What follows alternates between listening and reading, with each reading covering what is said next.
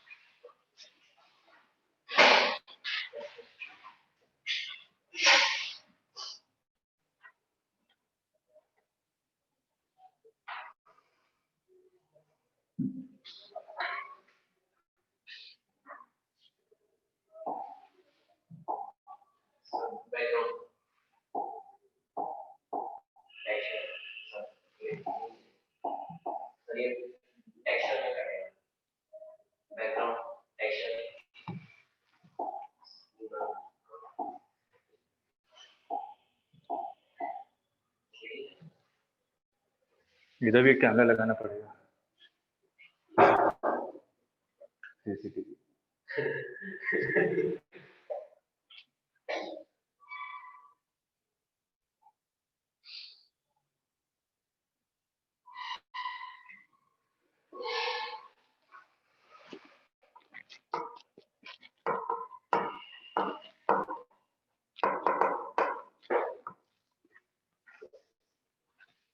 Video on कर लीजिए।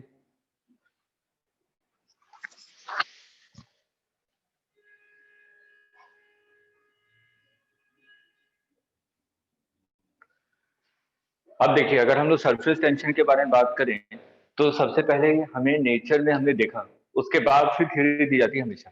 ठीक है, जो चीज हो रही है उसके बाद हम लोग थ्योरी लगाते हैं कि हाँ कौन सा अप्रोप्रिएट थ्योरी जो यहाँ पे फुलफिल हो सकता है। जो हमने नेचर में देखा कि जो मैं रेन ड्रॉप के बारे में बात कर रहा हूँ, ठीक है, ऐसे बहुत सारी चीजें, पानी के किसी भी शेप के बारे में बात कर लीजिए। हमें ये सिंपल पता है कि अगर पानी ड्रॉप हो रहा है तो वो हमेशा स्फेरिकल शेप में होता है। ठीक है, अगर रेन ड्रॉप हो रहा है, अगर टैप से भी पानी गिर रहा है तो हमेशा स्फेरिकल शेप होता है। ठीक, तो उसके बाद कुछ सोचा गया है कि स्फेरिकल शेप ही क्यों लेता है, तो थोड़ी सी मैथ्स इन्वॉल्व की गई। तो हमें पता है कि अगर मैं कोई सा भी सेम वॉल्यूम के कई सारे स्ट्रक्चर बना रहा हूँ तो सेम वॉल्यूम में सबसे कम एरिया कौन कवर करता है? स्फेयर। ठीक है, अगर हम लोग सेम एरिया के बारे में बात करें तो सबसे कम एरिया की, सेम लेंथ की अगर हम लोग बात करें, सबसे कम एरिया किसका होता है? सर्कल। ठीक है, तो उसी तरीके से हमने देखा कि नेचर में अगर कोई सा भी एक वॉल्यूम है 1 मीटर क्यूब का, मैंने कहा कि वाटर है जो ऊपर से नीचे गिर रहा है 1 सेंटीमीटर क्यूब का, तो वो आपका क्यूब भी बन सकता था, क्यूबॉइड भी बन सकता था, सिलेंड्रिकल भी हो सकता था, लेकिन वो कैसा बना? स्फेरिकल।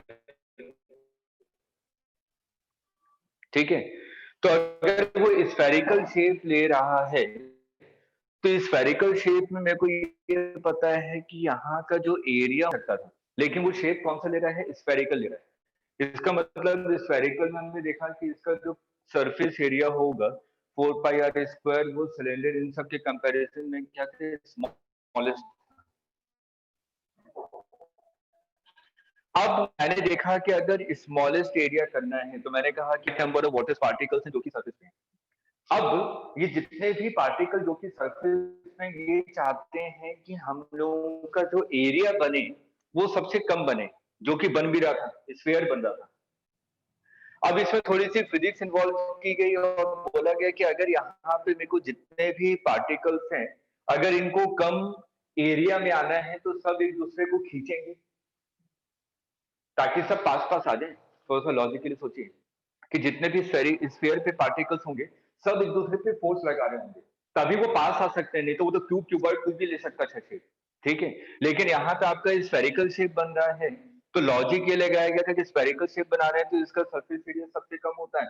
सरफेस एरिया कम होता है, इसका मतलब जो वाटर के पार्टिकल सरफेस पे होंगे वो सभी एक दूसरे पे फोर्स लगा रहे होंगे ताकि उन लोगों का जो सरफेस एरिया वो क्या आ जाए, कम आ जाए।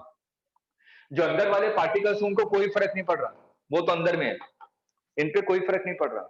सबसे ज्यादा टेंशन कहां पे था, जो आउटर सरफेस पे थे, ठीक है, जो सरफेस के पार्टिकल्स थे, सबसे बड़ा टेंशन उन्हीं के लिए था। वो लोग चाहते हैं कि हम लोगों का एरिया क्या हो, कम हो, ठीक है। एरिया कम हो तो वो एक दूसरे पे फोर्स लगाते हैं, और वो जो एक दूसरे पे फोर्स लगाते हैं ताकि एरिया कम हो जाए, उसी को हम लोग कहते हैं सरफेस टेंशन। मतलब कि जो सरफेस के पार्टिकल्स एक दूसरे पे फोर्स लगा रहे हैं ताकि उन लोगों का एरिया क्या मिनिमम है, उसी को हम लोग कहते हैं सरफेस टेंशन, ठीक है। ये तो सिंपल इसकी सिग्निफिकेंस हो गया कि हाँ सरफेस टेंशन का मतलब होता क्या, ठीक। इसको लिख लीजिए एक दो लाइन। हमें अगर सिग्निफिकेंस पता होगा किसी के भी, तो हम लोग कई सारे कॉन्सेप्चुअल क्वेश्चन को कर सकते हैं।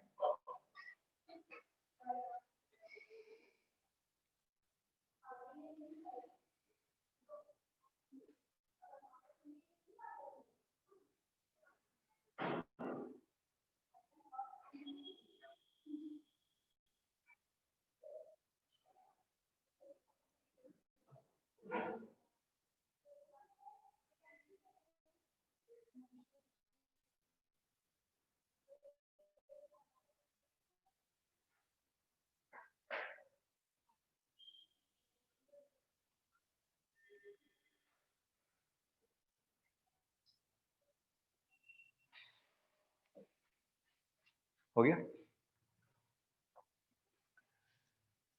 अब हमने देखा कि ये तो नेचर बोल रहा था कि सरफेस एरिया कम हो रहा है, सरफेस एरिया कम हो रहा है, तो मैंने कहा कि सरफेस के पार्टिकल एक दूसरे पे फोर्स लगा रहे हैं, उसको मैंने नाम दे दिया सरफेस टेंशन। अब हम लोग जानते हैं कि जितने भी पार्टिकल्स हैं सब चाहते हैं कि मैं स्टेबल रहूं, ठीक है। और केमिस्ट्री में आप लोग पढ़ते हैं अगर कोई भी पार्टिकल स्टेबल है तो उसकी इंटरनल एनर्जी क्या होती है, मिनिमम। अगर इंटरनल एनर्जी ज्यादा होगी तो अनस्टेबिलिटी की तरफ जाता है, ठीक है। Stability is inversely proportional to energy, है ना। अगर मैंने कहा कि आप लोग स्टेबल हैं तो इसका मतलब आप लोग के पास एनर्जी नहीं है। स्टेबिलिटी का मतलब एक है कि अगर आप जहां पे बैठे वहीं पे बैठे रहेंगे, ठीक है, एनर्जी होगी तभी मूव करेंगे, अदरवाइज मूव नहीं कर सकते। तो स्टेबिलिटी और एनर्जी दोनों एक दूसरे के रिवर्स रिलेशन में होते हैं, ठीक। तो हमने सोचा कि जो अंदर वाले पार्टिकल्स थे, जैसे कि मैं कहूं कि ये कोई बकेट है, इसमें पानी भरा हुआ है, जो ऊपर वाले पार्टिकल्स थे ये एक दूसरे पे फोर्स लगा रहे हैं, जिनको मैंने क्या नाम दिया, सरफेस टेंशन नाम दिया, ठीक। अब वो फोर्स इसलिए लगाते हैं ताकि वो सरफेस एरिया को क्या करें, मिनिमम करें, ठीक है। तो जो अंदर वाले पार्टिकल्स थे उनके लिए कोई फर्क नहीं पड़ रहा, ठीक। अब इन दोनों को थोड़ा एनर्जी के टर्म में सोचिए। जो सरफेस टेंशन लग रहा है वो ऊपर वाले पार्टिकल्स हैं, जो कि सरफेस पे जो पार्टिकल्स हैं वो सरफेस टेंशन लगा रहे हैं। सरफेस टेंशन, जो सरफेस के पार्टिकल में फोर्स प्रोड्यूस उसी को सरफेस टेंशन कहते हैं। तो इसका मतलब अगर मैं स्टेबिलिटी के कंपैरिजन की अगर बात करूं तो जो अंदर वाले पार्टिकल्स हैं और जो सरफेस वाले पार्टिकल्स हैं, कौन ज्यादा अनस्टेबल होंगे, सरफेस वाले पार्टिकल्स, ठीक है। अगर अंदर वाले पार्टिकल्स होते तो ये भी कुछ सरफेस टेंशन में कुछ ना कुछ योगदान देते हैं ना, इनका कोई योगदान नहीं होता सरफेस टेंशन में। मतलब ये कह रहे हैं मैं तो स्टेबल हूं, मैं क्यों फोर्स लगाऊं, ठीक है। तो अगर ये स्टेबल है इसका मतलब इनकी एनर्जी कम है, और ये कहा मैंने कहा कि इनके कंपैरिजन में ये अनस्टेबल है, इसका मतलब इसकी एनर्जी ज्यादा है, ठीक है। तो जो सरफेस पार्टिकल जिनकी एनर्जी अंदर वाले पार्टिकल से ज्यादा है, वो जो ज्यादा एनर्जी है उसी को हमने कहा सरफेस एनर्जी, आ रहा है समझ में? ठीक है, तो सरफेस एनर्जी का मतलब ये हुआ कि जो सरफेस के पार्टिकल्स है एक दूसरे पे फोर्स लगा रहे हैं ताकि वो स्टेबल बने, तो हमने उसको थोड़ा सा कंपैरिजन किया। मैंने कहा कि अंदर वाले पार्टिकल्स एक दूसरे पे कोई फोर्स नहीं लगा रहे हैं, तो उसके कंपैरिजन में ये अनस्टेबल होना चाहिए, इसका मतलब इसकी एनर्जी इसके कंपैरिजन में ज्यादा होनी चाहिए, जो ज्यादा एनर्जी उसी को हमने नाम दे दिया सरफेस एनर्जी। क्लियर? लिख लीजिए एक लाइन। उसके बाद फिर हम लोग टेक्निकल डेफिनेशन पे चलते हैं कि टेक्निकली इसको कैसे डिफाइन किया जाता है।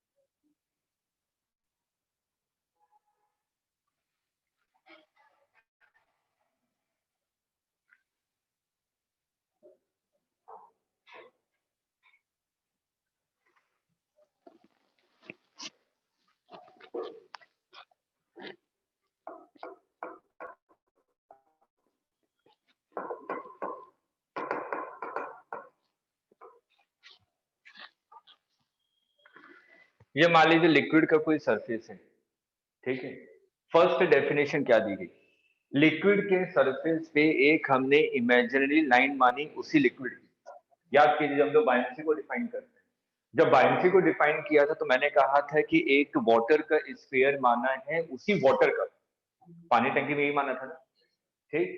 तो यहाँ पे भी हमने क्या कहा कि अगर मेरे को सरफेस टेंशन को डिफाइन करना है तो मैंने कहा ये मान लीजिए वाटर है, ठीक है। वाटर, ये वाटर का सरफेस है, इसी वाटर के सरफेस पे एक मैंने इमेजिनरी लाइन मान लिया, इमेजिनरी लाइन है, ठीक है, जैसे इमेजिनरी स्फीयर था वाटर का, ठीक। तो ये इमेजिनरी लाइन है इसी फ्लूइड का, जो फ्लूइड है, ठीक है। अब जो फ्लूइड है इस पे इमेजिनरी लाइन है, तो मैंने देखा कि जो सरफेस पे जो पार्टिकल्स हैं वो मूव तो कर नहीं रहे हैं। बकेट में रखा हुआ पानी, तो सरफेस के पार्टिकल मूव करते हैं क्या? नहीं मूव करते हैं, ठीक है।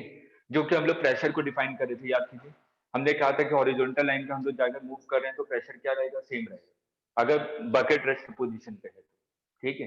तो मैंने कहा कि ग्लास ऑफ वाटर है जिसमें वाटर सरफेस ऐसा है, ठीक है। और मैंने कहा कि वाटर सरफेस ऐसा है, इसका मतलब ये रेस्ट पोजीशन पे वाटर मॉलिक्यूल्स मूव नहीं कर रहे हैं यहाँ से वहां। अगर वाटर मॉलिक्यूल्स मूव नहीं कर रहे हैं तो मैंने कहा कि ये जो इमेजिनरी लाइन है ये भी मूव नहीं कर रही है। अगर ये भी मूव नहीं कर रही है इसका मतलब इसमें नेट फोर्स कितना होना चाहिए? 0, ठीक।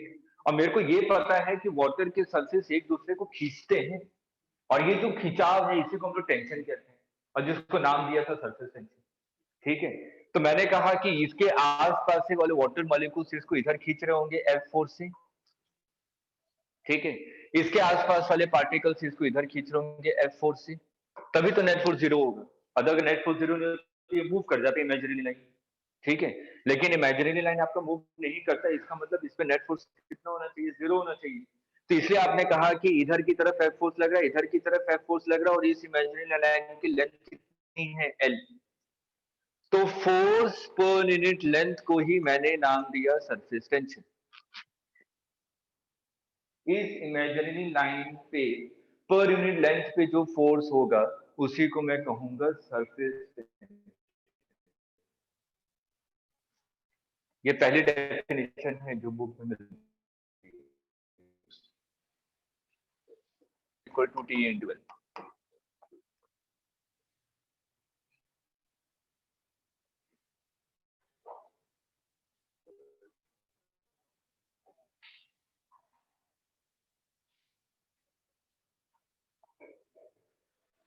तो इसमें एक चीज याद रखिएगा, जो फोर्स होता है वो इमेजिनरी लाइन के परपेंडिकुलर होता है और अलोंग द सरफेस होता है। यह सिंपल, अगर हम लोग सरफेस टेंशन के बारे में बात करें तो सरफेस टेंशन क्या होगा? जो भी इमेजिनरी लाइन है उसके परपेंडिकुलर डायरेक्शन में होगा। फोर्स या सरफेस टेंशन क्या होगा? इमेजिनरी लाइन के परपेंडिकुलर डायरेक्शन में and along the surface, surface के डायरेक्शन में होगा। अब देखिए सरफेस टेंशन को समझने का एक और तरीका है, जैसे कि आपने देखो मकड़े का जाला होता है, ठीक है? तो जो मकड़े का जाला है वो एक तरह से मेम्ब्रेन है ना? उसके ऊपर अगर मैं छोटी सी सुई रख दूं, ठीक, तो वो गिरती नहीं है, ठीक है? तो सिंपल क्या होता है, मैंने कहा कि एक आपने वाटर लिया, वाटर पे आपने क्या रखा, एक निडल को रख दीजिए। ये एक्सपेरिमेंट घर पे कर सकते हैं लेकिन बहुत पेशेंस रखना पड़ेगा, ठीक है? एक पतली सी सुई लीजिए, जो सबसे छोटी सुई आती है, ठीक है? उसको आप क्या कीजिए, बहुत धीरे से उसके सरफेस पर रखिए, कई बार करना पड़ेगा। अगर थोड़ी सी अनस्टेबिलिटी होगी वो नीचे सिंक कर जाएगा, क्योंकि आपको पता है कि जो स्टील का जो डेंसिटी होती है वाटर की डेंसिटी से ज्यादा होती है, ठीक है? तो मैं सुई के बारे में बात कर रहा हूँ, अगर उस नीडल को अगर आपने वाटर सरफेस पे रखा तो वो नीचे सिंक कर जाएगा। इसे जब हम लोग एक्सपेरिमेंट करते हैं तो उसको क्या कहते हैं, बहुत धीरे से रखते हैं, अगर हल्का सा भी डिस्टर्बेंस हो सिंक हो जाएगा। इसे मैंने बोला बहुत पेशेंस से अगर ये करेंगे तो आपको ये नजर आएगा जो चीज मैं बता रहा हूँ। तो मैंने क्या किया, बहुत धीरे से क्या किया, एक निडल को लिया और वाटर के सरफेस पर रख दिया बहुत धीरे से, तो इसी रेस्ट पोजीशन पर रहेगा। मान लीजिए मकड़े का जाला है, वाटर का सरफेस नहीं है, मकड़े का जाला है, ठीक है? मकड़े का जाला है और इस पे आपने इसको रखा, तो मकड़े का जाला थोड़ा सा नीचे की तरफ हो जाएगा ना, झुक जाएगा, ठीक है? तो मतलब कि ये स्ट्रेच हो जाएगा, मकड़े का जाला बिल्कुल स्ट्रेट था, आपने बीच में इसमें रखा तो ये हल्का सा ऐसे हो जाएगा शेप। इमेजिन कर पा रहे हैं, थोड़ा सा नीचे की तरफ हो जाएगा, ठीक? तो मतलब कि सरफेस में क्या हुआ, एक खिंचाव पैदा हो गया, है ना? मकड़े के जाले में खिंचाव पैदा हो गया कि नीचे की तरफ जाएगा। तो यहाँ पे जब हम लोग निडल को रखते हैं तो ये कुछ ऐसा हो जाता है शेप। मैं निडल को रख के दिखा रहा हूँ, मैंने मान लिया निडल का क्रॉस सेक्शन आपको ऐसी नजर आएगा ना, जूम करके बना रहा हूँ, तो ये थोड़ा सा नीचे की तरफ झुक जाएगा, ये जो सरफेस ऐसे, ऐसा, ठीक है? इस निडल की लेंथ आप सामने से देख रहे हैं, आपको ये सामने से सर्कल नजर आएगा, इस निडल की लेंथ एल है, और अभी मैंने बताया इस निडल के लेंथ के परपेंडिकुलर डायरेक्शन में फोर्स लगेगा जो कि सरफेस लगा रहा होगा, और ये क्या होगा, अलोंग द सरफेस, ठीक है? तो आपने कहा कि यहाँ पे सरफेस टेंशन टी है, ये भी सरफेस टेंशन टी होगा, वाटर सरफेस लगा रहा होगा ना, अलोंग द लाइन लगा रहा है, मतलब कि इस लाइन के परपेंडिकुलर डायरेक्शन में और अलोंग द सरफेस। नहीं आज नहीं, ठीक है? अब मान लीजिए कि एंगल थीटा है, तो इसके दो कंपोनेंट ऊपर आ जाएंगे ना, 2t साइन थीटा, और नीचे फोर्स क्या होगा, mg, और यहाँ पे जो कंपोनेंट होंगे t cos थीटा और ये कंपोनेंट t cos थीटा, ये दोनों एक दूसरे को कैंसिल आउट कर देंगे, ठीक है? तो यहाँ पे अगर मैं देखूं, मेरे से पूछा जाए कि हाँ ये आपके रेस्टिव पोजीशन पे, निडल रेस्टिव पोजीशन, इसको बैलेंस कौन कर रहा है, सरफेस टेंशन। सरफेस टेंशन का कंपोनेंट ऊपर की तरफ आ रहा है जो कि mg को बैलेंस कर रहा है, इसलिए वो जो निडल है जिसको आपने बहुत धीरे से रखा तो वो नीचे झुकती नहीं। आगे समझ में, ठीक है? लिख लीजिए, थ्योरी में क्वेश्चन पूछा गया था एग्जाम में, कि अगर हमने बहुत स्लोली निडल को रखें तो वो नीचे सिंक क्यों नहीं करता, उसकी डेंसिटी ज्यादा है तब भी, उसका कारण सरफेस टेंशन है।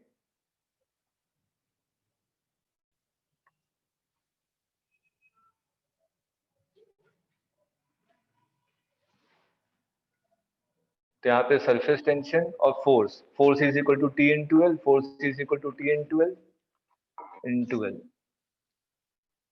T into L, T into L, total force निकालो एल लेंथ।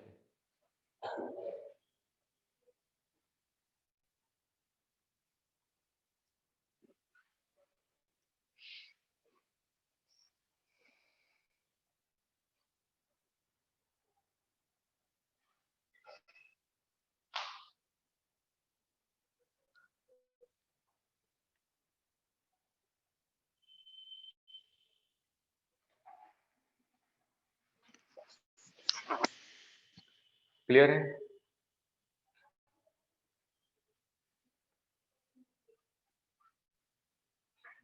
यही चीज होती है, आप लोग देखते हैं कि जो वाटर का सरफेस होता है उस पे क्या होती है, हमेशा मॉस्किटोस पनपते हैं, है ना। आपने मच्छर देखते हो ना, मच्छर उस पर आराम से बैठ जाते हैं, बैठने का कारण वही होता है, उसके वेट को कौन बैलेंस कर रहा होता है, सरफेस टेंशन का कंपोनेंट, ठीक है। और जब आप लोग क्या कहते हैं उसको मारने के लिए क्या कहते हैं, कैरोसिन या पेस्टिसाइड्स उसमें डाल देते हैं, ठीक है। उसको डालने से क्या होता है, सरफेस टेंशन क्या हो जाता है, डिक्रीज हो जाता है, कैरोसिन का सरफेस टेंशन कम होता है, ठीक है। तो जब हम लोग वाटर पे कैरोसिन डालते हैं तो वो ऊपर की तरफ, क्योंकि लाइट वेटेड होता है, लेस डेंसिटी वाला, तो ऊपर की तरफ कैरोसिन रह जाता है, नीचे वाटर हो जाता है, ठीक है। और जब मक्खी उस पर आके बैठती है तो उसका सरफेस टेंशन कम होता है, तो उसके वेट को वो संभाल नहीं पाता, ठीक है, तो वो नीचे पानी के अंदर डूब जाती है। आ रहा है समझ में? चलिए अब सेकंड डेफिनेशन क्या है आपकी,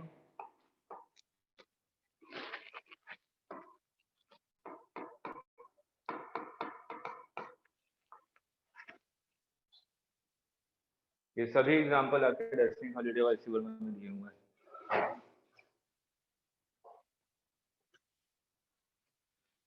देखिए सेकंड डेफिनेशन हम लोग देते हैं यहाँ पे एनर्जी के टर्म में। जैसे कि आप लोग देखते हैं, हमने देखा होगा कि सोप फिल्म को देखा है, ठीक है, उसी का एग्जांपल ले रहे हैं कि उसको समझना थोड़ा आसान है। जैसे कि मान लीजिए आप लोग को आवाज आ रही है? यस सर, आ रही है। ठीक है, जैसे कि मान लीजिए मैंने कोई एक स्क्वायर फ्रेम लिया, उसके अंदर सोप, डिटर्जेंट पाउडर पानी के अंदर डाला, उसको अंदर से निकालेंगे तो आपको एक फिल्म नजर आती है ना, आता है ना सर, दोनों तरफ आता है नजर। तो इसके कितने सरफेस हैं, 2, ठीक है। सोप फिल्म निकालेंगे तो दोनों तरफ से इसकी सरफेस होते हैं, दोनों तरफ से, ठीक है। तो मैं कुछ वैसा ही स्क्वायर शेप मान रहा हूं, स्टैंडर्ड एक्सपेरिमेंट है, और इसमें एक आपने रॉड लगा के रखा है जो कि मूवेबल है, ठीक है। इसको क्या क्या आपने सोप के अंदर डाल दिया, इसको बाहर निकाल दिया, तो यहाँ पे आपको एक फिल्म नजर आएगी बनती हुई, ये फिल्म बन गई है, ठीक। और इसकी लेंथ कितनी है, एल है। तो जो सरफेस के पार्टिकल्स हैं वो चाहते हैं कि मैं अपने एरिया को कम करूं, ठीक है। तो अगर एरिया को कम करना है इसका मतलब वो अंदर की तरफ फोर्स लगा रहे होंगे चारों तरफ से, ताकि एरिया कम हो जाए, है ना। ये सब तो फिक्स है आपके, ये 3 साइड आपके फिक्स है। ये जो मूवेबल वाला पार्ट है, तो मैंने कहा कि इस मूवेबल वाले पार्ट में अंदर की तरफ फोर्स लगेगा, वो कितना लगेगा, T into L, F is equal to T into L, ठीक है। लेकिन इसके कितने सरफेस थे, 2, तो यहाँ पे कितने फोर्स अंदर की तरफ लगेंगे, 2TL, ये क्लियर है, ठीक है। 2 सरफेस है ना, एक सरफेस से इतना फोर्स लगाया TL, तो पीछे वाला सरफेस भी तो इतना ही फोर्स लगाएगा, ठीक है। तो अलोंग द सरफेस और लाइन के परपेंडिकुलर डायरेक्शन में फोर्स लगता है, और फोर्स का मैग्नीट्यूड कितना होता है, सरफेस टेंशन इनटू लेंथ। तो यहाँ पे आपने कहा कि 2TL सरफेस टेंशन अंदर की तरफ लगा, लेकिन मेरे को क्या करना है, इसको इस डायरेक्शन में मूव करना है, तो मैं एक्सटर्नल फोर्स सीधा लगाऊंगा अगर मेरे को इसको इधर की तरफ मूव करना है। अब मैं चाहता हूं कि ये जो मूवेबल वायर है इसको मैं बहुत ही स्लोली मूव करूं। अगर मेरे को बहुत ही स्लोली मूव करना है, इसका मतलब इसमें एक्सेलरेशन नहीं आना चाहिए, नेट फोर्स 0 होना चाहिए। इसका मतलब एक्सटर्नल फोर्स किसके इक्वल होना चाहिए, 2TL, है ना। तो अगर मेरे को विदाउट एक्सेलरेशन इस वायर को मूव करना है बहुत ही स्लोली, तो मेरे को एक्सटर्नल फोर्स लगाना पड़ेगा 2TL के बराबर। तो आपने मान लिया एक्सटर्नल फोर्स 2TL लगाया और रॉड कहां तक आ गया, यहां तक आ गया, आपने एक्स डिस्टेंस इसको मूव करवाया। अब एक्स डिस्टेंस मैंने मूव करवाया तो एरिया इंक्रीज हुआ कि नहीं, सरफेस एरिया, पहले सरफेस एरिया ये था, लेंथ इंटू ब्रेथ, अब सरफेस एरिया क्या हो गया, पूरा, ठीक है। तो मैंने क्या किया, एरिया को इंक्रीज कर दिया। तो एक चीज तो मेरे को यहाँ पे समझ में आई कि अगर मैं एरिया को इंक्रीज कर रहा हूँ तो सरफेस एनर्जी इंक्रीज होगी कि डिक्रीज होगी, क्यों क्यों, ये थोड़ा कोई लॉजिक है, एरिया बढ़ा तो एनर्जी डिक्रीज होगी। तो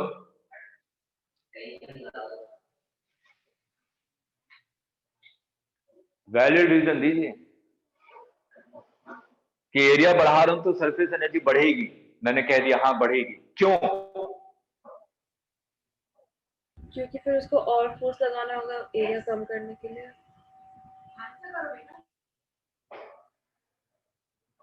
क्यों? हाँ, क्योंकि एनर्जी हमेशा कंजर्व होती है। मैंने जो वर्क डन किया, एक्सटर्नल फोर्स लगा रहा हूं ना इस डायरेक्शन में, तो work done by external force gets converted into surface energy, क्योंकि एनर्जी कंजर्व है। जो मैं वर्क डन करूंगा किसी न किसी फॉर्म में तो कन्वर्ट होना चाहिए ना। तो मैंने कहा कि मैंने जो वर्क डन किया वो किस में चला गया, इस एरिया को इंक्रीज करने में चला गया।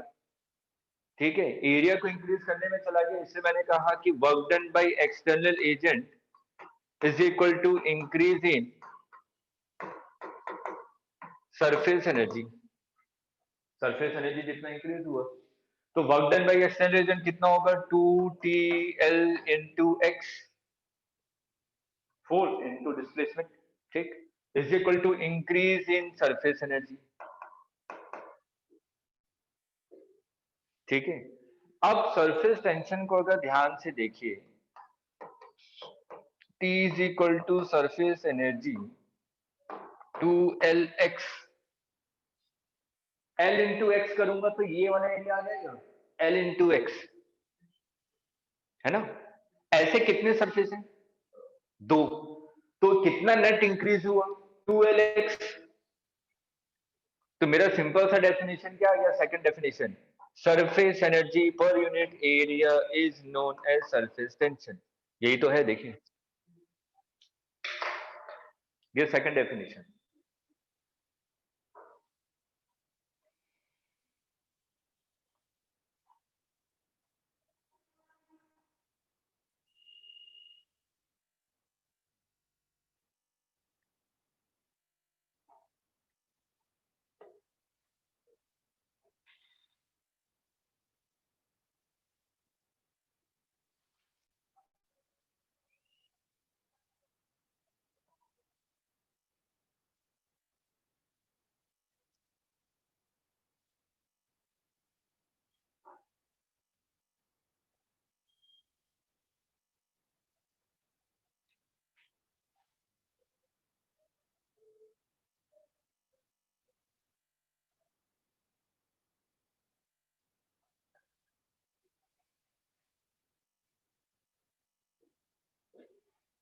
तो हमें दो चीजें अब तक याद रखनी है जितनी पढ़ी हैं, तो उसमें से इंपॉर्टेंट चीजें दो क्या हैं। अगर मेरे को फोर्स निकालना है तो सरफेस टेंशन इंटू लेंथ करूंगा, अगर मेरे को सरफेस एनर्जी निकालना है तो टेंशन इंटू एरिया करूंगा। इसी दो पे क्वेश्चन बनते हैं। ठीक है, एक सिंपल सा क्वेश्चन करते हैं। मैंने कहा कि एक बड़ा सा ड्रॉप है, आपने देखे होंगे क्वेश्चन, ये एक बड़ा सा ड्रॉप है, वाटर ड्रॉप। ठीक है, इसको मैंने क्या किया, n ड्रॉप्स में ब्रेक कर दिया, break into n drops, find work done, find work done to break bigger drop into n drops. इसका सरफेस टेंशन आपको दिया हुआ है T, ये जो वाटर ड्रॉपलेट है इसका सरफेस टेंशन है T।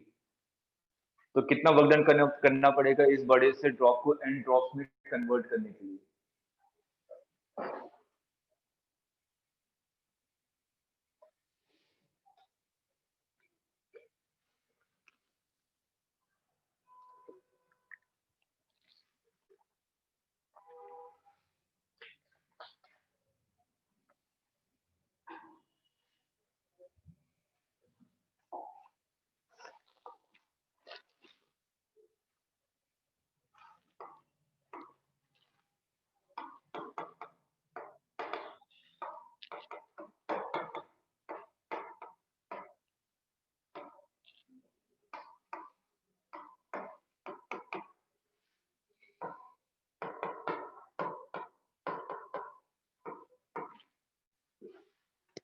सबसे पहले अगर मैं एन ड्रॉप्स में कन्वर्ट कर रहा हूँ तो जो स्मॉल रेडियस होगा वो बड़ा रेडियस उसके बीच में रिलेशन निकाल सकता हूँ।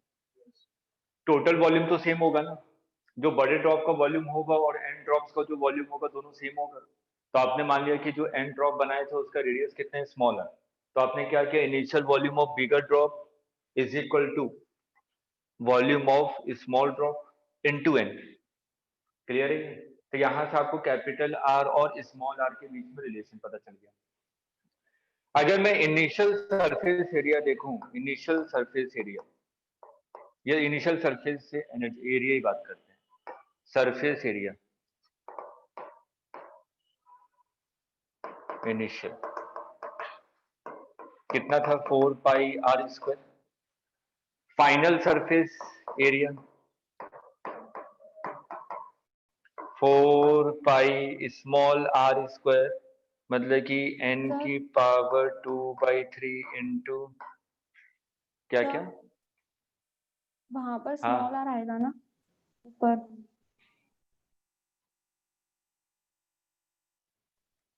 जो आर इक्वल्स टू आपने अच्छा अच्छा ये ठीक है ठीक है ठीक है ठीक है।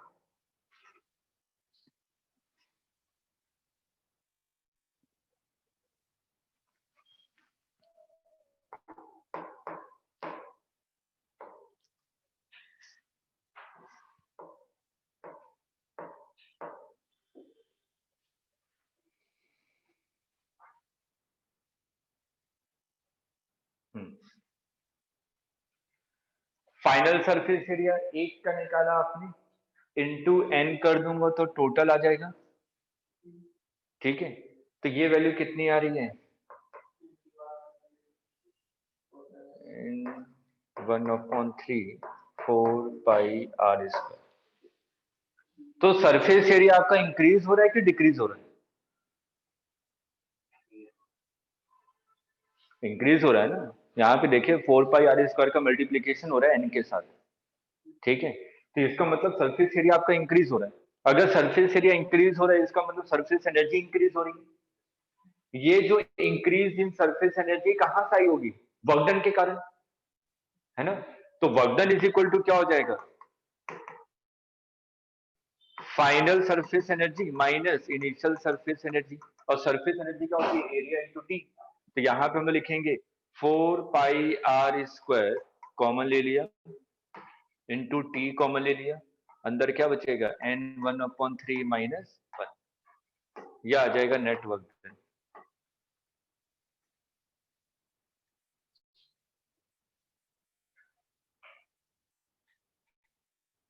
क्लियर है?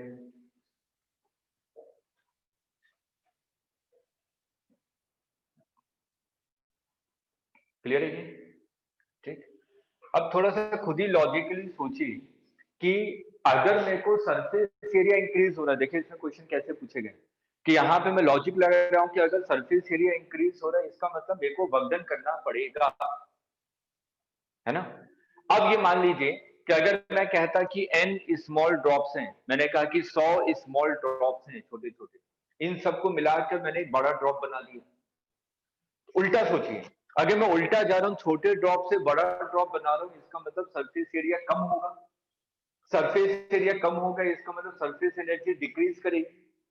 सरफेस एनर्जी डिक्रीज कर रही है इसका मतलब वो एनर्जी गई कहाँ, टेम्परेचर राइज करने में चली जाएगी ना।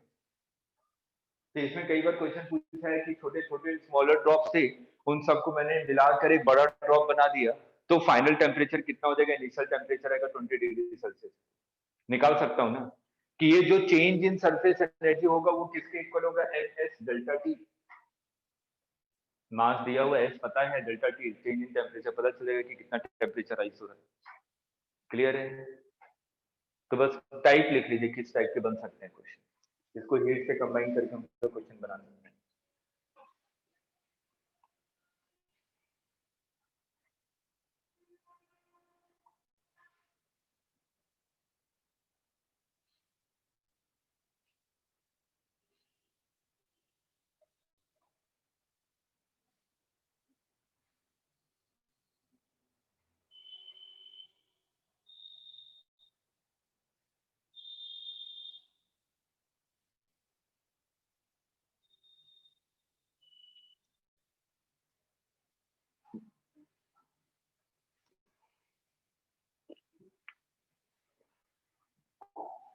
excess pressure in a drop,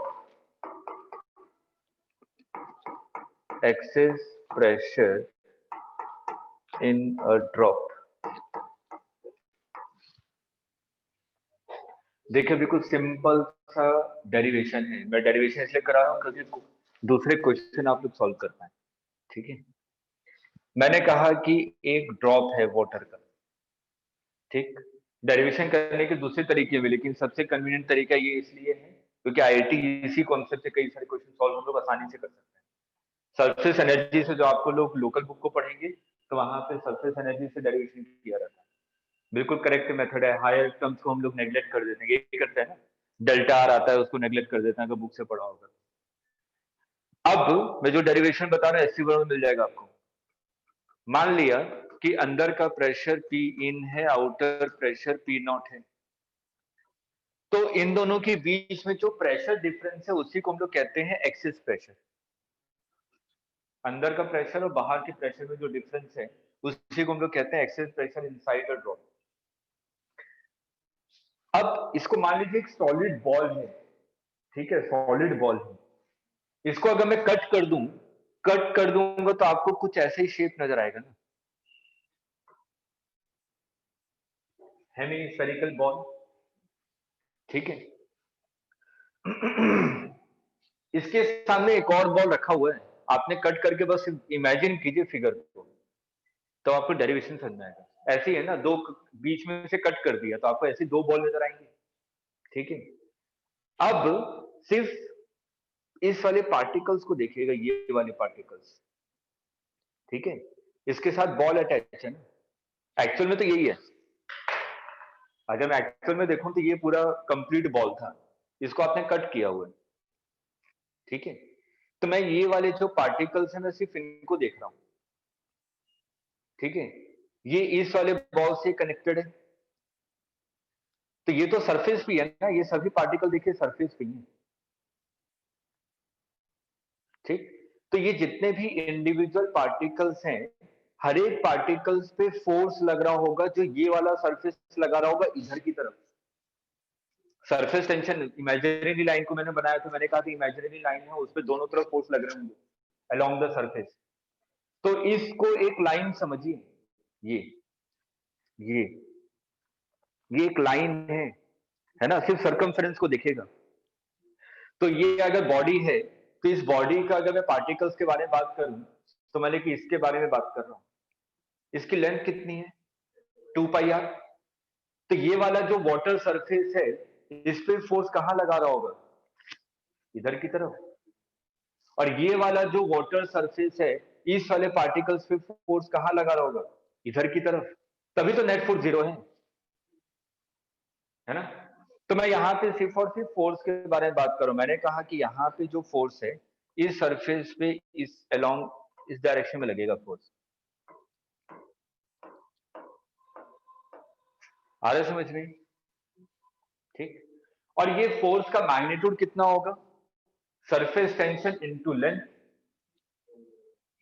तो मैंने कहा कि सरफेस टेंशन T है, इसकी लेंथ कितनी है 2 पाई r, ठीक है। जब हम लोग पढ़ रहे थे pressure is equal to force per unit area, तो force is equal to pressure into area, वहां पे कौन सा एरिया होता है, प्रोजेक्टेड एरिया। मैंने प्रोजेक्टेड एरिया एक जगह वर्ड यूज किया भी था जब इंटेंसिटी पढ़ा रहा था, हाँ, ठीक है। तो वहां पे मैंने कहा था कि प्रोजेक्टेड एरिया का मतलब क्या होता है, जैसे स्फीयर है, इस स्फीयर का प्रोजेक्टेड एरिया क्या होगा पाई आर स्क्वायर, ठीक। तो यहाँ पे ये भी तो एक स्फीयर ही है, तो इसका प्रोजेक्टेड एरिया क्या होगा पाई आर स्क्वायर। तो जो अंदर वाला प्रेशर है वो बाहर की तरफ फोर्स लगा रहा होगा कितना, अब मैं इसको नेट पे आ रहा हूं, अंदर की तरफ फोर्स लग रहा है T इंटू 2 पाई आर, अब बाहर वाला जो प्रेशर है वो भी अंदर की तरफ फोर्स लगा रहा होगा, वो कितना लगा रहा होगा, प्रेशर इनटू एरिया, कौन सा एरिया, प्रोजेक्टेड एरिया। जो अंदर वाला प्रेशर है वो फोर्स लगा रहा होगा बाहर की तरफ, वो कितना लगा रहा है P in into projected area. क्योंकि ये वाला सरफेस रेस्ट पोजीशन पे है ना, इस सरफेस को मैं पॉइंट मान लेता हूं, ये मूव थोड़ी ना कर रहा कहीं पे भी, अगर वाटर ड्रॉप है वो कहीं पे मूव नहीं कर रहा, मतलब कि इस पे नेट फोर्स कितना होना चाहिए? 0। अगर नेट फोर्स 0 है इसका मतलब T इंटू 2πr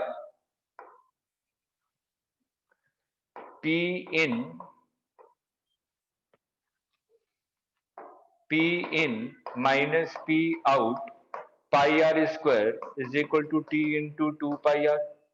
सही है ना, ये वाला फोर्स इसके इक्वल। ठीक है, बस मैंने उसको थोड़ा सा सिंप्लीफाई किया है। तो ये पाई आर, तो यहां से देखिए P in minus P out is equal to 2T divided by R, इसी को कहते हैं एक्सेस प्रेशर। तो ड्रॉप के केस में एक्सेस प्रेशर कितना आता है? 2T by R। और बबल के केस में एक्सेस प्रेशर कितना आता है? 4T by R। क्योंकि बबल में, अगर ये बबल होता तो बबल में कितने सरफेस होते? एक बाहर वाला और एक अंदर वाला, जैसे फिल्म में होता था। एक इधर से फिल्म नजर आ रही है और एक इधर से फिल्म नजर आ रही है। तो अगर ये सोप बबल होता तो इसके कितने सरफेसेस होते? 2 सरफेसेस। तो उसके केस में यहाँ पे क्या था? T इंटू 4πr, बस ये डिफरेंस आता है। लिख लीजिए excess pressure 2T by R in drop और एक्सेस प्रेशर इन बबल कितना होता है? 4T by are.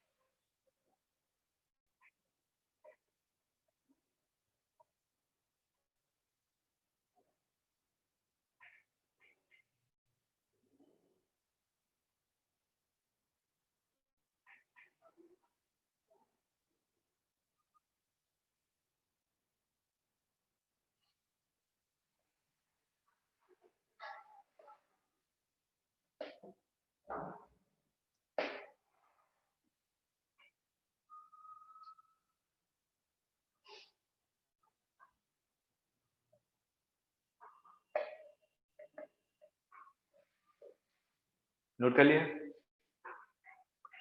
अब आपने एक सिंपल सा ऑब्जर्वेशन देखा होगा कि एक्वेरियम में नीचे हम लोग एक फिल्टर लगा के रखते हैं एक्वेरियम, ठीक है? तो उसमें से बबल्स हमेशा निकलते रहते हैं, देखा है? एक्वेरियम में हमेशा बबल्स निकलते रहते हैं। तो जब बबल्स निकलते हैं उसको फिर से ध्यान से देखिएगा, जैसे जैसे बबल्स ऊपर की तरफ मूव करते हैं तो उसका रेडियस बड़ा होता जाता है।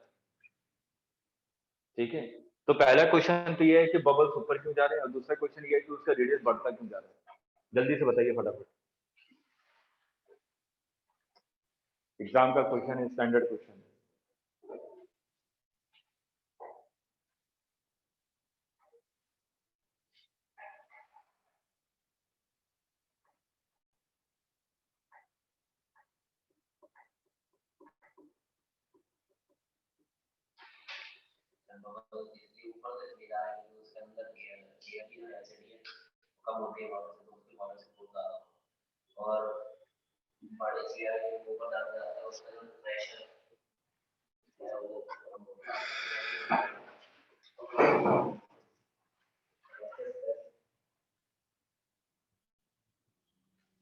सब रिजल्ट आपकी कॉपी में ही है, उसको ध्यान से देखना, पता चल जाएगा।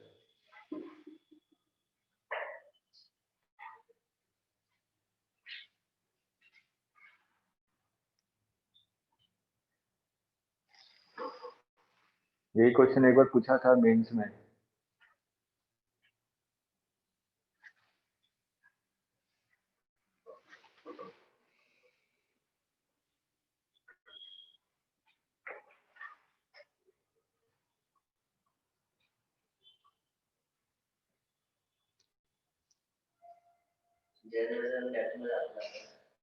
तो प्रेशर अप्लाई होगा वो बढ़ता है, तो प्रेशर बाहर वो लिक्विड बाहर होता है, वो प्रेशर ज्यादा होता है टैंक में। जैसे ही हम ऊपर जाते हैं तो वो प्रेशर कम हो जाता है और जो अंदर का प्रेशर वो बनता है इसके वॉल्यूम बनता है।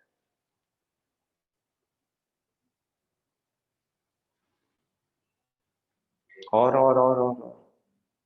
एक स्टेप और सोचिए, आईटी का क्वेश्चन था जो मैंने एग्जांपल लिया एक्वेरियम का, ठीक है। एक्वेरियम ऐसा तो थोड़ी ना कि 2-3 किलोमीटर तक रहती है डेप्थ में, ठीक है। वो छोटी सी एक्वेरियम रहती है, एक रूम के बराबर ही मान लीजिए बड़ी सी एक्वेरियम है, ठीक है। तो अगर एक्वेरियम के बारे में अगर हम लोग बात कर रहे हैं, आपको ये पता है कि जैसे इनसाइड द डेप्थ ऑफ सी, अगर हम लोग समुद्र के अंदर जाते हैं तो टेम्परेचर वेरिएशन रहता है, ठीक है। लेकिन अगर एक्वेरियम है तो ऊपर वाले पॉइंट पे और नीचे वाले पॉइंट पे टेम्परेचर डिफरेंस मिलेगा, इतना डेप्थ है ही नहीं, पानी का इतना डेप्थ में एक्वेरियम के बारे में बात कर रहा हूँ, ठीक है।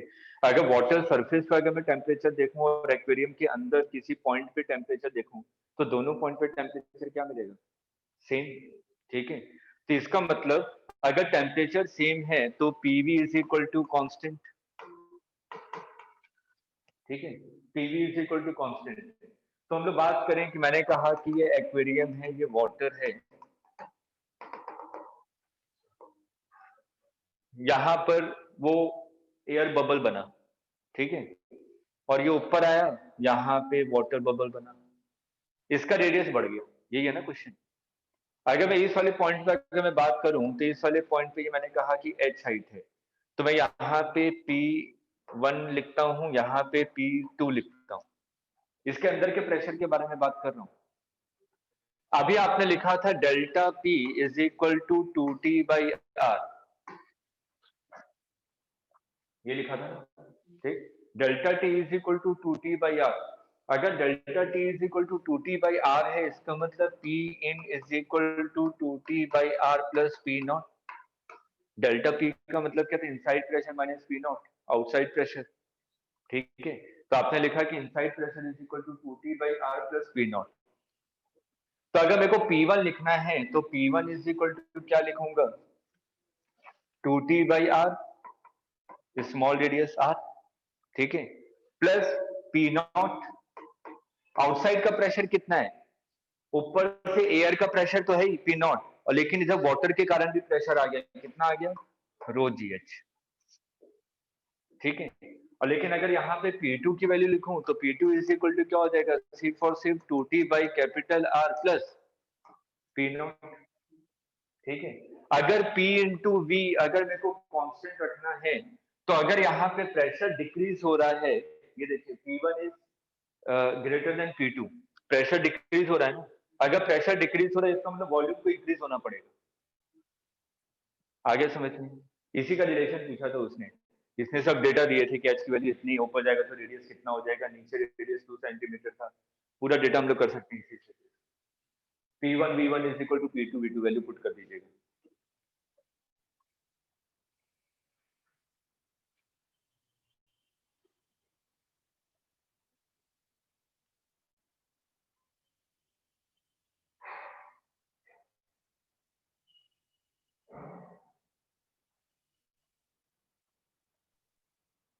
सर हम्म, ये बबल ऊपर क्यों जा रहा था? ऊपर इसलिए जा रहा था क्योंकि जो यहाँ पे अगर हम लोग बात करें किसी भी चीज को ऊपर जाना है, अगर मैंने किसी भी लिक्विड के अंदर कोई बॉडी है तो उससे एक बायन फोर्स लगता है, ठीक है। और बायन फोर्स किसके डायरेक्टली प्रोपोर्शनल होता है, weight of the liquid displaced, है ना।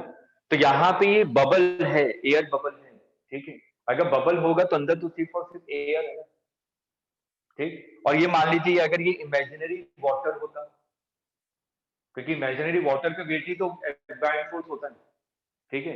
तो अगर ये इमेजिनरी वाटर होता बायन फोर्स ऊपर लगता, ठीक है, और एयर का वेट नीचे लग रहा था, ठीक। तो इमेजिनरी वाटर का जो बायन फोर्स आ रहा है वो वेट ऑफ एयर से कम होगा, ज्यादा होगा ना, एयर का डेंसिटी बहुत कम होती है। वाटर और एयर को देखिए, एयर चारों तरफ फैली हुई है, वाटर कम हम्म, वॉल्यूम में फैलता है, इसलिए उसकी डेंसिटी ज्यादा, इसका मतलब बायन फोर्स ज्यादा होगा, बायन फोर्स ज्यादा होगा तो ये वाटर, ये जो भी एयर बबल है कहाँ जाएगा, ऊपर की तरफ जाएगा। Yes sir.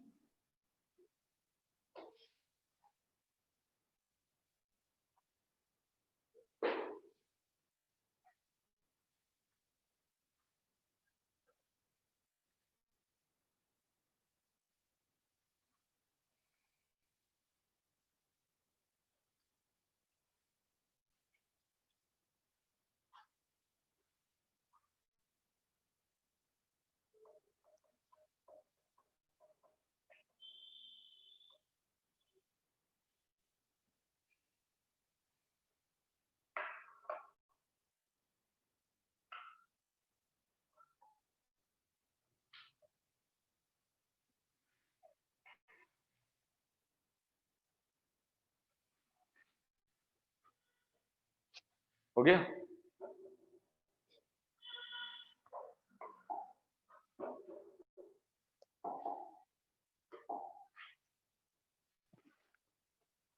देखिए एक्सेस प्रेशर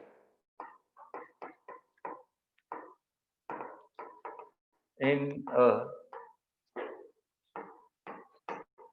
चार्ज ड्रॉप, कोई एक ड्रॉप है जो कि चार्ज्ड है, अगर उस पर चार्ज पार्टिकल भी हो।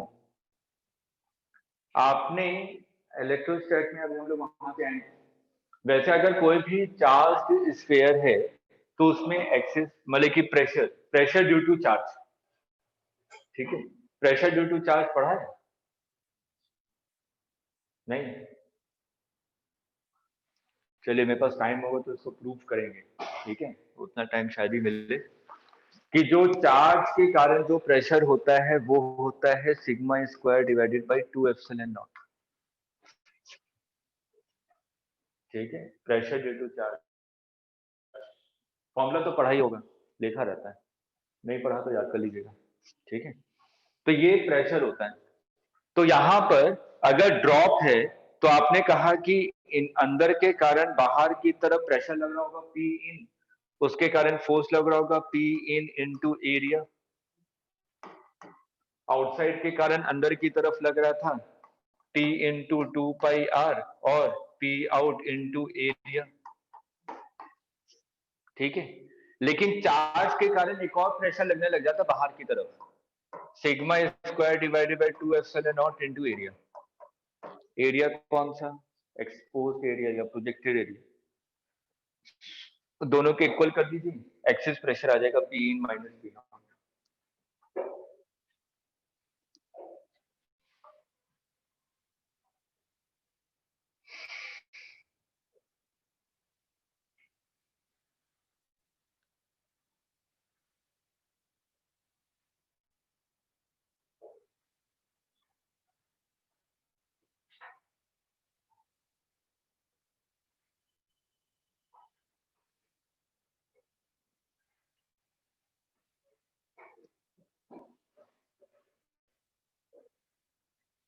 आ गया समझ में?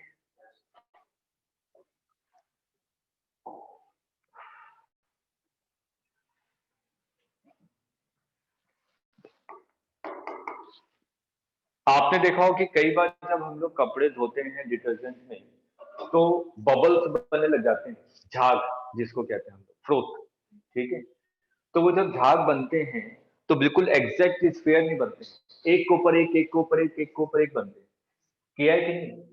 ठीक। तो हमारे बबल्स कुछ ऐसे नजर आ रहे होते हैं, एक ऐसा बबल, उसके बाद एक और बबल, ऐसे, ठीक है। तो मैं ऐसे बता रहा हूँ कि ऐसे बबल्स बने, एक के ऊपर एक बन रहे हैं, ठीक है। इसका जो रेडियस है ये आपका है R1 और इसका जो रेडियस है ये है आपका R2। तो मेरे से सबसे पहले पूछा, ये भी मेन का क्वेश्चन है, मेरे से सबसे पहले पूछा कि इसका जो इंटरफेयरिंग सरफेस होगा ये होगा, ये होगा या ये होगा। इंटरफेयरिंग सरफेस समझ में आ रहा है? ये एक लाइन कहां पे बनती हुई नजर आ रही होगी आपको, ठीक है, पहला वाला, दूसरा या तीसरा। और एक्सेस प्रेशर दोनों निकालना है,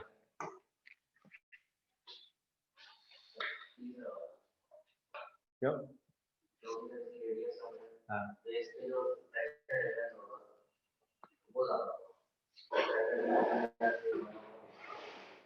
सही है।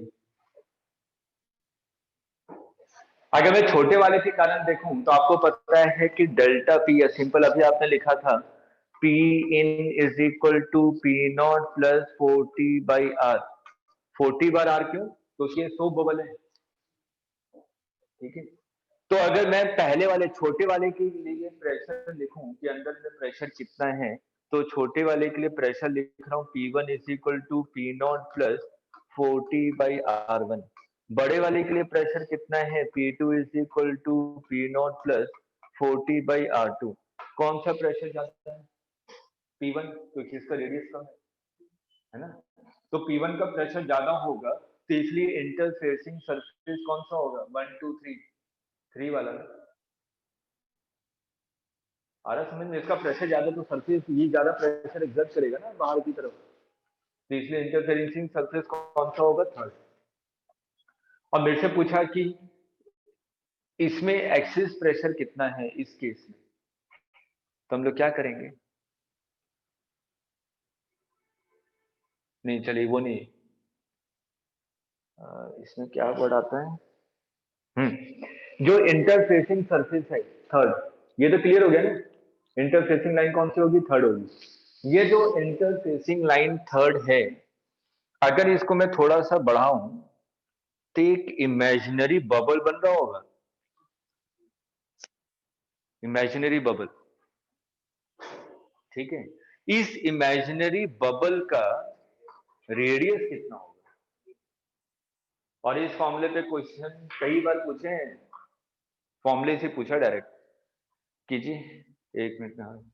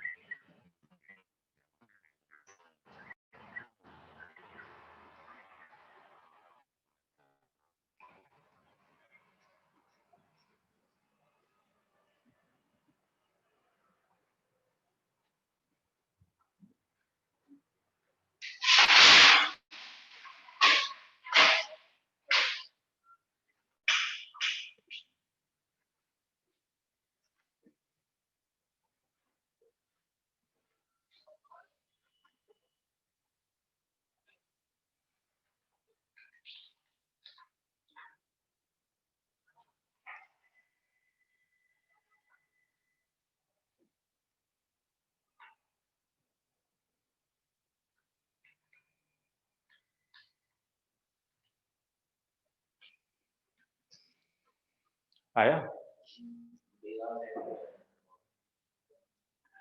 ये जो इमेजिनरी बबल बनाया आपने, तो ये जो इमेजिनरी बबल है, इसका एक्सिस प्रेशर कितना है?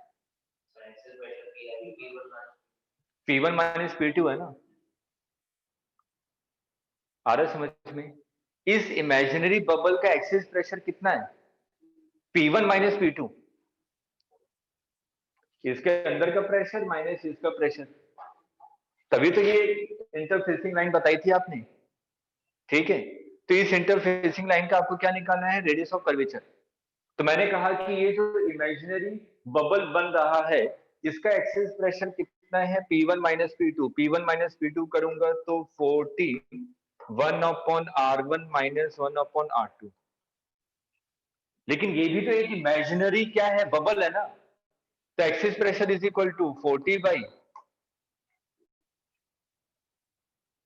तो यहां से 40 कॉमन होके कैंसिल, तो R is equal to R1 R2 divided by, sorry सही कर रहा हूं ना?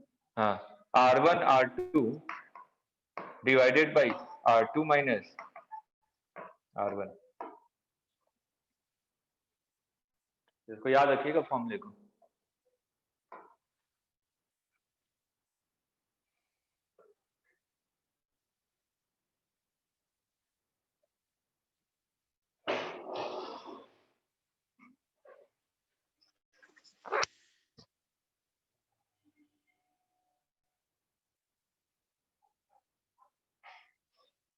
क्लियर है?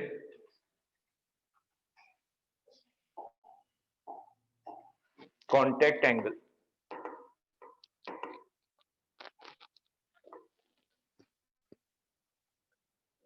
अब देखिए हमारे पास तो सिंपल पहले ऑब्जर्वेशन था, ठीक है।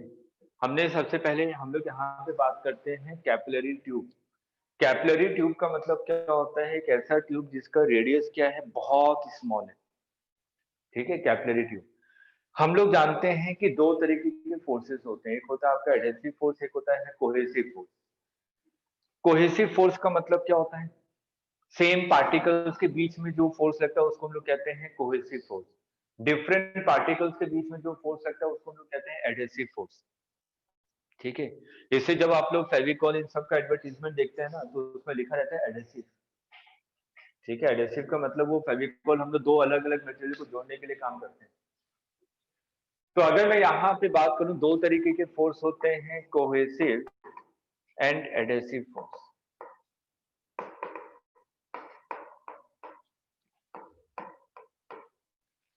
मैंने एक्सपेरिमेंट किया, मैंने कैपिलरी ट्यूब ली, यहाँ पे जब वाटर के अंदर इसको डाला कैपिलरी ट्यूब को, तो मेरे को वाटर का सरफेस ऐसा नजर आ रहा था। ये प्रैक्टिकल डेटा है, मैं इसमें कुछ नहीं कि मैं जबरदस्ती ऐसा शेप बना रहा हूँ, प्रैक्टिकली ऐसा नजर आ रहा था, ठीक। और जब इसको मरकरी में डाला, जब इसको मरकरी में डाला तो ये ऐसा शेप नजर आ रहा था।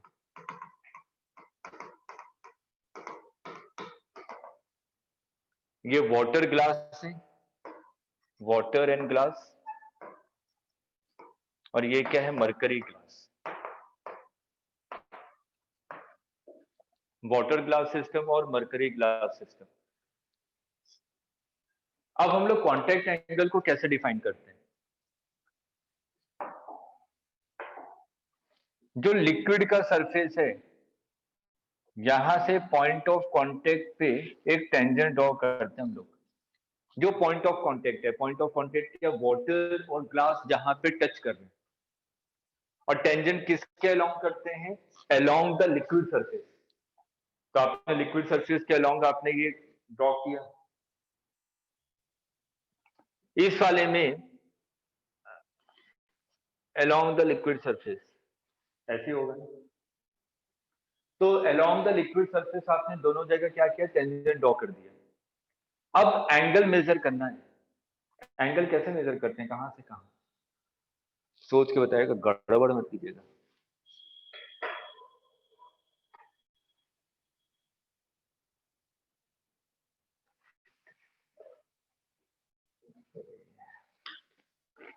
कॉनकेव इसमें मिलता है, मरकरी ग्लास में।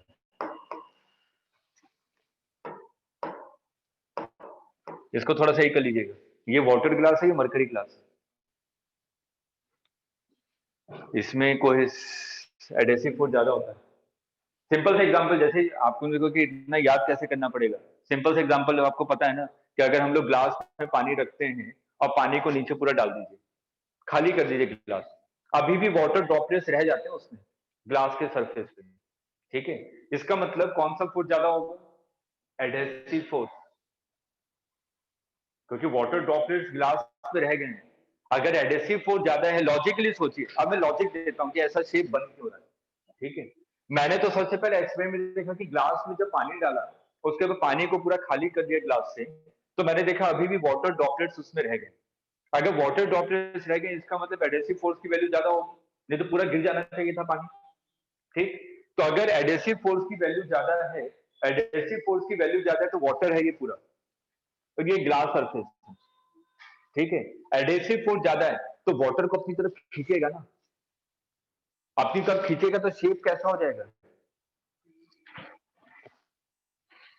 आगे समझ में, ठीक है। इसलिए ये शेप किसका है, वाटर ग्लास का, और मरकरी में ये शेप मिलता है। मरकरी में कौन सा फोर्स ज्यादा होता है? Cohesive force, cohesive. ठीक है। तो ये दो चीजें होगी। अब हम लोग जो एंगल मेजर करते हैं ग्लास सरफेस से लिक्विड के डायरेक्शन में,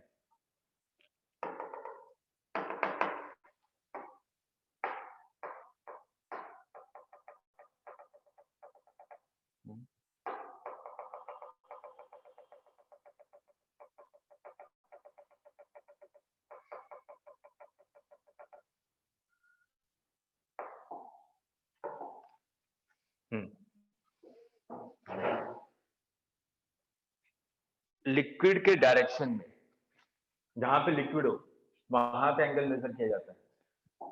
यहां से लिक्विड की तरफ ये थीटा होता है और ये थीटा है। तो अगर एंगल एक्यूट है, अगर एक्यूट एंगल है और यहां का एंगल कैसा है, ऑब्ट्यूज, तो कई बार एंगल को देख के आपको पता लगाना पड़ेगा। अगर ऑब्ट्यूज एंगल है इसका मतलब cohesive force is greater than adhesive force. अगर एक्यूट एंगल है, कांटेक्ट एंगल, अगर कांटेक्ट एंगल अगर आपका एक्यूट है इसका मतलब adhesive force is greater than cohesive force. Important है, सही से लिखिएगा, गड़बड़ मत कीजिएगा। एक्यूट एंगल है कांटेक्ट एंगल, इसका मतलब adhesive force is greater than cohesive force. अगर ऑब्ट्यूज है तो cohesive force is greater than adhesive force.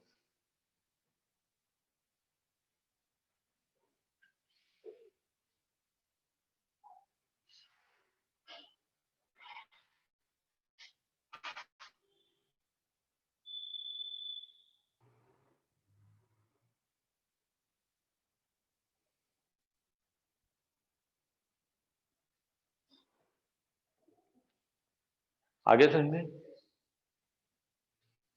Book में कई बार आपको ऐसा दिया रहता है, ये सरफेस है, इस पे जब आपने मरकरी गिराया तो ऐसा बनता है, और जब वाटर होता है तो पूरा फैला हुआ रहता है। ये मरकरी है और ये आपका वाटर है ना। ऐसे होता है ना, पानी अगर मैं जमीन पे डाल दूं बिखर जाता है, ठीक है, लेकिन अगर मरकरी का ड्रॉप गिरेगा तो वैसे ड्रॉप की फॉर्म में रहेगा, वो बिखरेगा नहीं, ठीक। तो अगर मेरे को यहाँ पे अगर कांटेक्ट एंगल बनाना है तो मैंने भी बताया था कि अलोंग द सरफेस, जहां पे पॉइंट ऑफ कांटेक्ट है along the surface, tangent draw करते हैं, और जहां पे लिक्विड है और जो दूसरा सरफेस है ये एंगल होता है थीटा। तो यहाँ पे मैंने क्या किया, टेंजेंट ड्रॉ किया अलोंग द लिक्विड सरफेस, और एंगल हमेशा कहां से मेजर करते हैं, जहां पे लिक्विड है, ये है थीटा, ठीक है। तो इस केस में भी कैसा एंगल बन रहा है आपका, ऑब्ट्यूज, और इस केस में भी कैसा बन रहा है, एक्यूट। तो अगर एक्यूट एंगल बनेगा तो हमेशा ध्यान रखिएगा adhesive force is greater than cohesive force. अगर प्योर वाटर ग्लास सिस्टम है, प्योर वाटर ग्लास, इस केस में कांटेक्ट एंगल क्या होता है, कई जगह गलत दिया हुआ है, इवन गूगल में भी बहुत सारे आंसर गलत हैं, उसमें दिया रहता है 90 डिग्री, ठीक है। कितना एंगल बनता है, 0 डिग्री। याद रखिए कांटेक्ट एंगल कितना होता है, 0 डिग्री। एससी वर्मा रश्मि हॉलिडे पढ़ेंगे तो उसमें आपको यही मिलेगा, प्योर वाटर ग्लास सिस्टम में कांटेक्ट एंगल आपका 0 डिग्री होता है। अगर कांटेक्ट एंगल 0 डिग्री है तो शेप कैसा होगा कैपिलरी ट्यूब में, हेमिस्फीयर बनेगा ऐसा।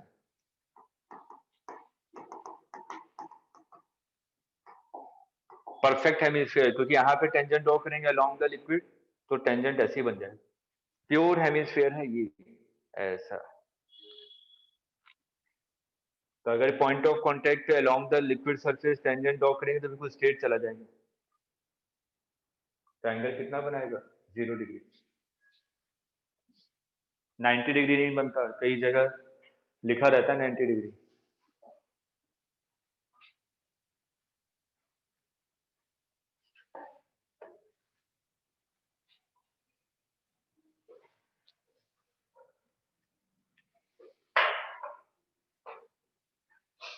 अब देखिए कैपिलरी एक्शन के एप्लीकेशन क्या क्या है।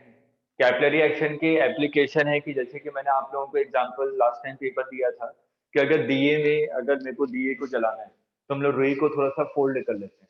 जब हम लोग रुई को फोल्ड करते हैं जिसका मतलब कई सारे कैपिलरीज बना देते हैं हम लोग, ठीक है। और जब दिए घी के अंदर डालते हैं तो घी उसके ऊपर मूव करता रहता है कैपिलरी एक्शन के कारण, ठीक। उसके बाद कई बार कहा जाता है कि जब खेतों में खेती नहीं की जाती है तो जो जमीन है उसको ऐसे नहीं रखा जाता, उसकी प्लॉटिंग कर दी जाती है, खोद दिया जाता है। ठीक है, ऐसा क्यों? क्योंकि जो जमीन है उसमें कई सारे इनफाइनाइट कैपिलरीज हैं, बहुत छोटे छोटे पोर्स होते हैं मिट्टी में। ठीक है, और वो छोटे छोटे पोर्स है वो तो नीचे तक जा रहे हैं। तो नीचे जो समर के समय क्या होता है, नीचे से क्या होता है, वाटर ऊपर की तरफ आते रहता है सरफेस से। ठीक है, अगर समर है तो वो इवेपोरेट हो जाएगा, तो हम लोग कहते हैं कि यहाँ पे सूखा पड़ गया। ठीक, उस चीज से बचने के लिए हम लोग क्या करते हैं, प्लफिंग कर देते हैं। जब प्लफिंग करते हैं तो मानिए कई सारे ऐसे ट्यूब्स हैं, मैंने प्लफिंग की तो ट्यूब को ही तोड़ दिया ना। ठीक है, तो कैपिलरी एक्शन के कारण जो वाटर है वो सरफेस तक नहीं आ पाते। तो ये छोटे छोटे एग्जांपल है कैपिलरी एक्शन के। तो आज यहीं तक बस एक छोटा सा टॉपिक बचा हुआ है, कैपिलरी हाइट, कितने हाइट तक हम लोग निकालते हैं, और उस पर एक दो क्वेश्चन। ठीक है, तो 10 to 15 मिनट्स का है। आज मंडे है, मंडे और वेडनेसडे आज मेरी थोड़ी सी काम है मेरे को, तो इसलिए मैं आज इतने ही ले रहा हूँ 5:30 तक। ठीक है।